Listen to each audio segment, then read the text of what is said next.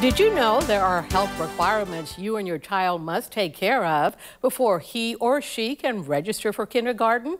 Claudia Solisacala tells us what parents should be adding to their checklist of things to do so your child is healthy and ready to learn.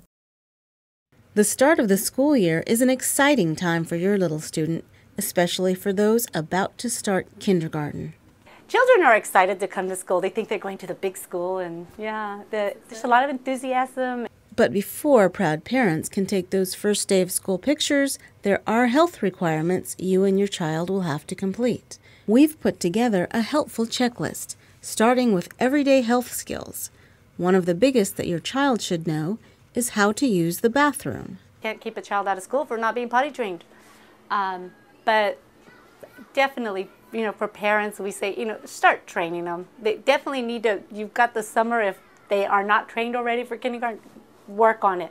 To keep your child and their friends healthy, practice the best ways to prevent the spread of germs.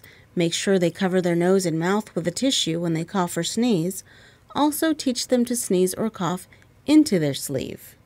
Then always have them wash their hands.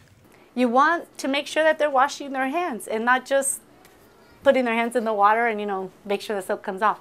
Teach them the appropriate way. We like to show them with the ABCs. Sing the ABC song, and you're hitting two.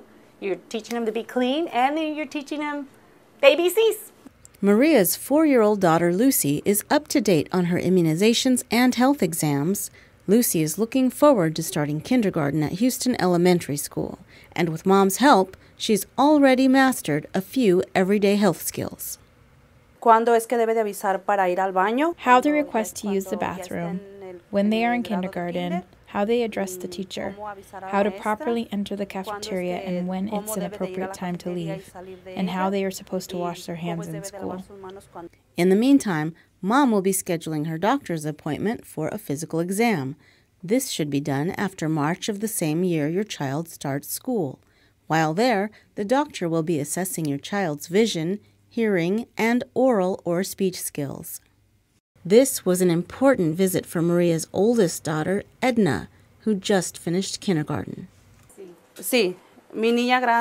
Yes, my older daughter, Edna, needed speech therapy because she had difficulty with certain words. The nurse at Houston School helped refer me to the appropriate services, and I was grateful to them.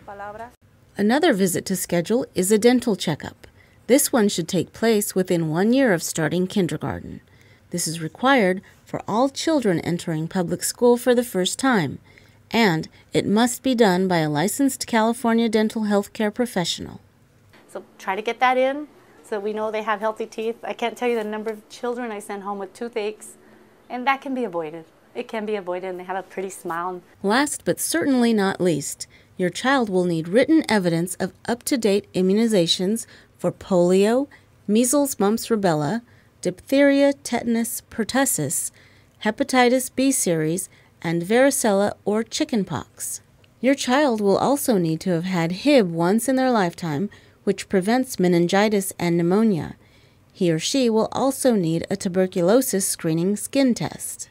Coming into kindergarten, they're going to be with an influx of children that have been in preschool and have not been in preschool. So it's very important that we get all the mandated immunizations. Health requirements can change year to year and can vary depending on the county in which your child is attending school. So, follow Maria's lead by asking the school what is needed and when. They can go under the website, Visalia Unified School District, or Fresno, Tulare, whoever, and under health services, they can find what immunizations are required and all that. Now, for those who don't have access to that, we still want to encourage, come to the front office.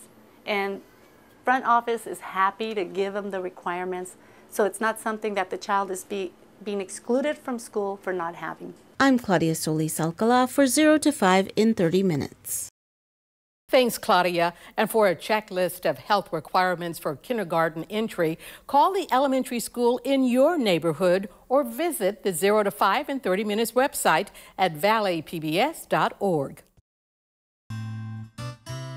This program funded in part by First 5 Fresno County.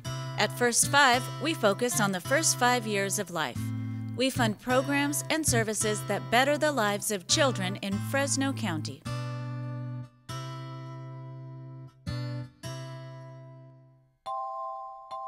Additional funding from First 5 Tulare County, changing lives and building futures.